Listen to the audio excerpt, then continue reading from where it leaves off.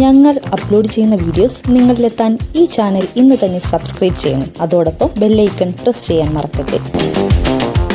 1984 ഏതാനും ചില സിനിമകളിലൊക്കെ മുഖം കാണിച്ചിട്ടുണ്ടെന്നല്ലാതെ അതുകൊണ്ട് ജീവിക്കാനെന്നുള്ള ഒരു സംഭവമായിട്ടില്ല. ഒരു പെൺകുട്ടിയുമായിട്ട് ഒരു പ്രണയമുണ്ടായി.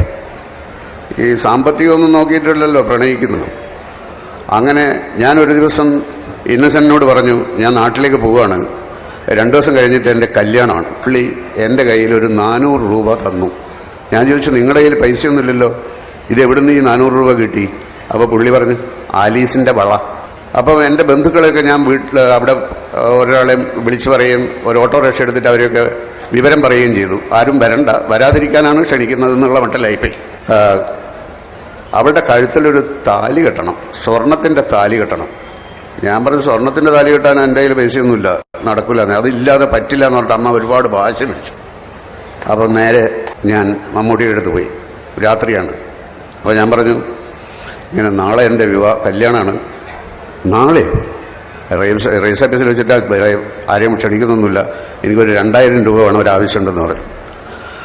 അപ്പോൾ 2000 രൂപ അദ്ദേഹം തന്നു. പിന്നൊരു കല്യാണത്തിന് ഞാൻ വരും. ഞാൻ പറഞ്ഞു, കല്യാണത്തിന് വരരുത്.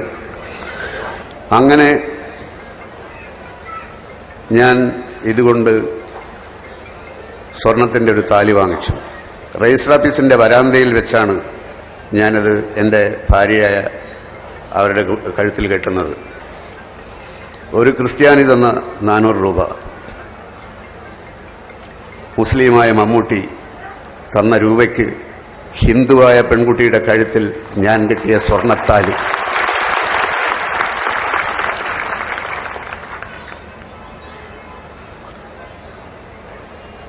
എന്ത് മതം, ആരുടെ മതം, എവിടെയുള്ള മതം, ഒന്നിലും നമ്മൾ വിശ്വസിക്കാതിരിക്കുന്നത് നല്ലത്. അല്ലെങ്കിൽ എല്ലാത്തിലും വിശ്വസിക്കണം.